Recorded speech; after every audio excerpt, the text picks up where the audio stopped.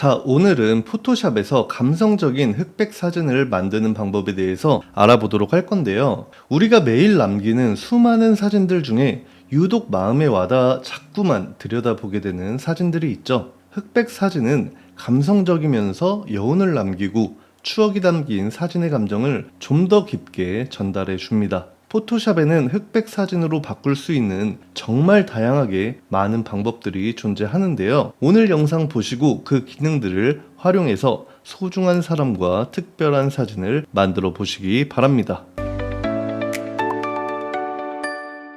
첫 번째 이미지는 모델 이미지를 한번 준비해 봤어요. 가장 기본적으로 이미지를 흑백으로 만드는 방법부터 설명해 드리도록 할게요. 포토샵에는 가장 기본적인 흑백 사진으로 바꾸는 방법은 이미지에 들어가셔서 모드를 회색 음영으로 바꿔주시는 겁니다. 여기서 버리기 버튼을 누르면은 이렇게 쉽게 이미지가 흑백으로 변경이 되고요. 하지만 이 기능에는 단점이 있습니다. 모드를 활용해서 회색 음영으로 바꾸게 되면은 컬러를 사용할 수 없게 되는데요. 이 이미지 자체 모드가 흑백이기 때문에 어떤 컬러를 사용을 해도 색상이 흑백으로 표현이 되기 때문에 이 기능은 그냥 알고만 계시면 좋을 것 같고요. 두 번째 방법은 컨트롤 시프트 U 버튼을 눌러가지고 이미지를 흑백으로 바꿔주는 방법입니다. 이 두 가지 방법이 포토샵에서 가장 기본적인 방법이고요. 그럼 좀 더 디테일하게 흑백 사진으로 바꾸는 방법에 대해서 알아보도록 할게요. 세 번째 방법은 레이어 밑에 하단 패널을 보시면은 효과 버튼에 색조, 채도 버튼이 있는데요. 여기서 채도를 마이너스 100으로 만들어 주시면 이렇게 흑백 사진으로 변경이 됩니다. 하지만 이렇게 단순히 채도와 모드만 바꿔서 흑백 사진을 만들게 되면 자칫 밋밋하고 탁해진 흑백 사진이 될 수가 있는데요.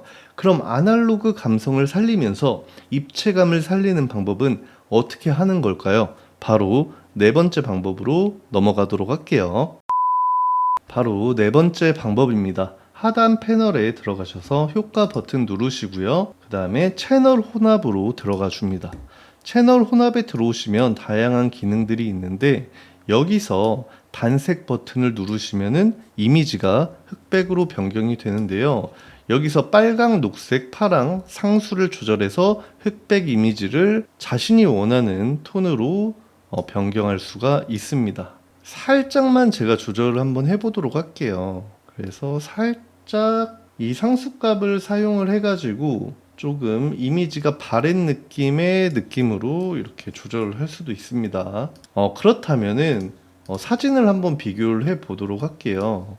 이랬던 컬러 이미지가 이렇게 변경이 되었는데 단순하게 흑백으로 변경했을 때랑 어떤 차이가 있는지 보여드리도록 하겠습니다.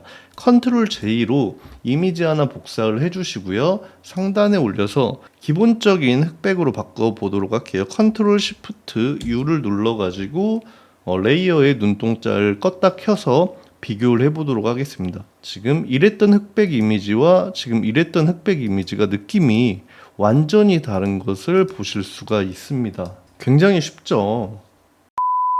그렇다면은 다섯 번째 방법을 알려드리도록 할게요. 하단 패널에서 흑백을 선택을 해줍니다. 마찬가지로 이 흑백에서도 앞에 설명드린 채널 혼합보다 디테일하게 색을 조절을 할 수가 있는데요.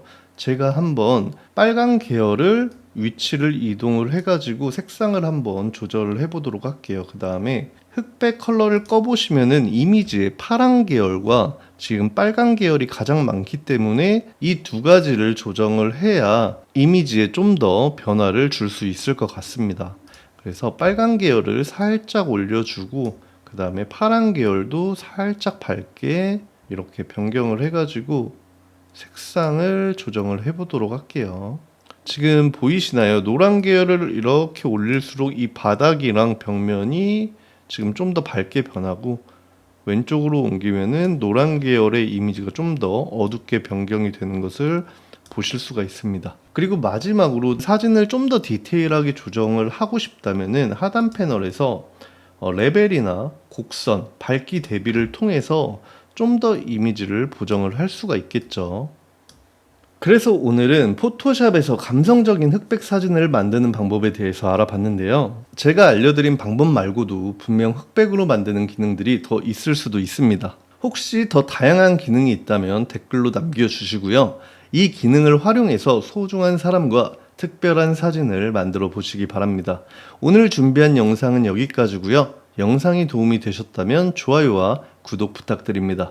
그럼 다음 영상에서 다시 찾아뵙도록 하겠습니다. 감사합니다.